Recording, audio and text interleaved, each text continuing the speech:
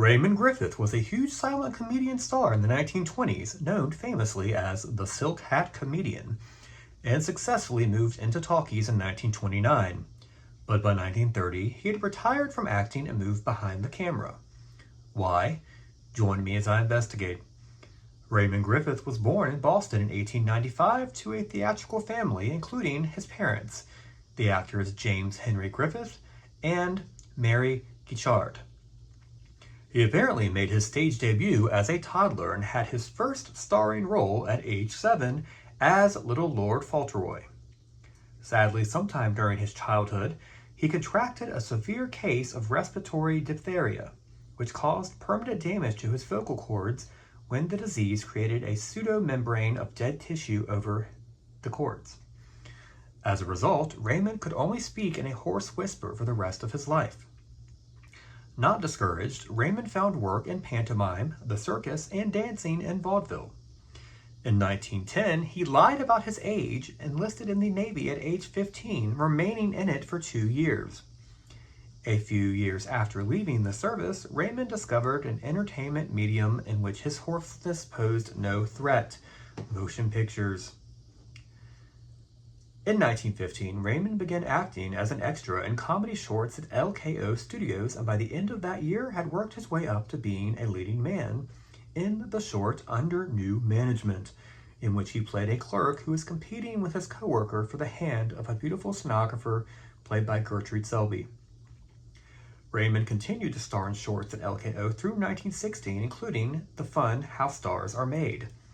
Later that year, he moved to Triangle, where he worked with Max Sennett in shorts like The Surf Girl. He also began to write for Sennett, including the stories for A Royal Rogue and His Foothill Folly, both in 1917. Later in 1917, Raymond apparently had some disagreement with Sennett and briefly left Triangle, only to return in 1918 and remain there through the early 20s.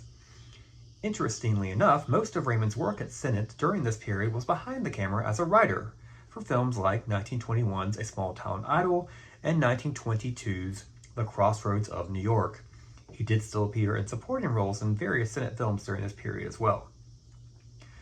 1923 saw Raymond briefly move to Universal, where he gave one of his most interesting performances.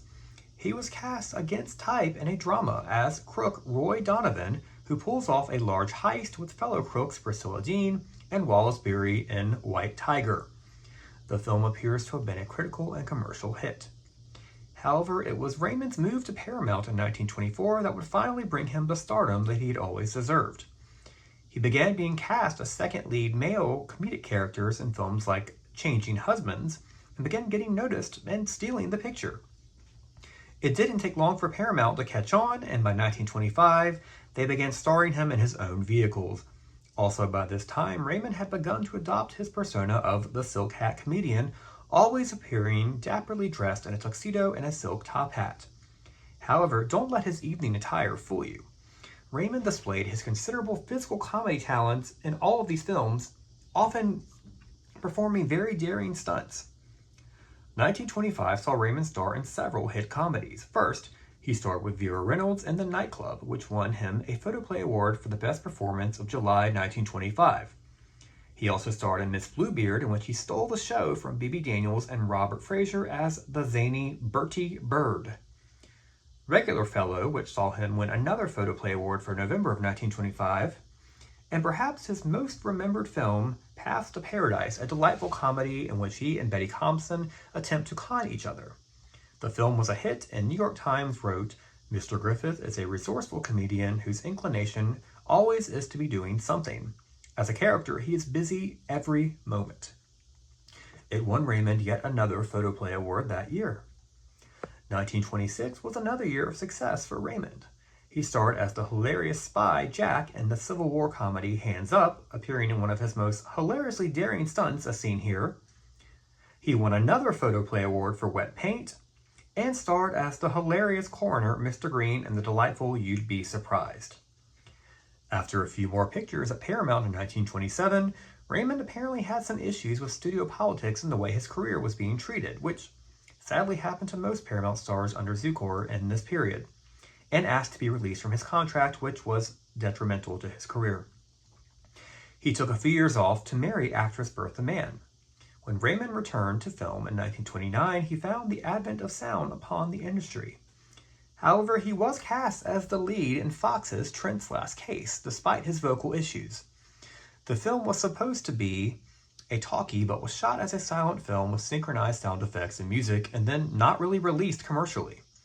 While legend has it that director Howard Hawks decided to switch to a silent due to Raymond's voice, many film historians have found evidence that the studio decided to do it as a silent to avoid the higher production costs of a talkie. Raymond then moved to Al Christie's studio, where he starred in 2 talkie comedy shorts in 1929. One of these survives, The Sleeping Porch, which saw him as Ted Lawrence, a man ordered by his doctor to sleep in the fresh air to heal his severe cold, a plot point which I'm assuming was added to take his voice into account. However, the comedic catch here is that Ted and his wife, played by Barbara Leonard, are staying at a cabin in a blizzard, and she insists on following the doctor's orders despite the weather. They even get robbed by a thief. Having watched this short, I didn't find Raymond's hoarse voice to be problematic at all. It just kind of made him a soft-spoken kind of character man, which worked well for this scenario. Following its wrap, Raymond more or less decided to retire from acting. However, in 1930, his friend, director Louis Milestone, asked him if he would be willing to play a brief but important non-speaking part in All Quiet on the Western Front, that of French soldier Gerard Duval, who Lou Ayres' Paul wounds and then tries to save in a very pivotal dramatic scene. Raymond agreed and appeared in what would become his swan song and an Oscar winner for Best Picture. Subsequently, several people point to this being as the most pivotal and well-remembered scene from the film.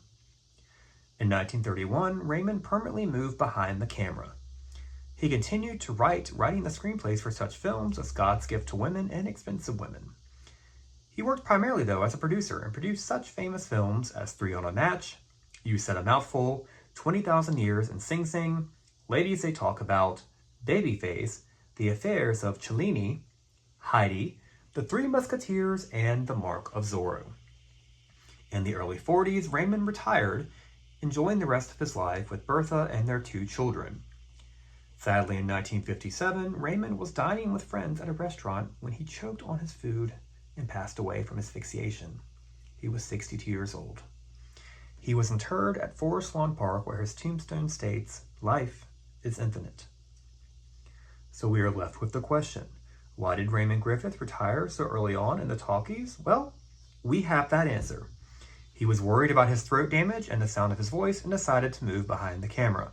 However, others have mentioned, and I agree, that there were certainly several raspy voice actors in subsequent years that did very well, including Aldo Ray. So I think Raymond could have still made a go of it as a character actor. But it was his choice to move behind the camera and keep on doing what he did best, creating memorable films. And we have to respect him for making that call.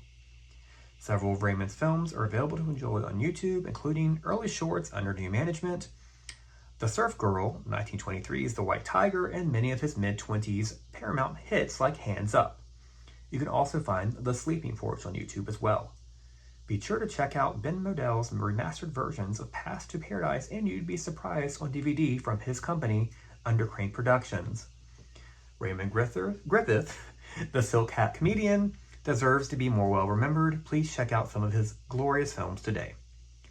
I must thank my sources for this episode: Silent Film Still Archive, Silentology, Matthew Sorrento's essay at Film INT, Walter Kerr's Silent Clowns, Ben Modell and Undercrane Productions, Find a Grave, The New York Times, and archive.org for their digitization of Variety.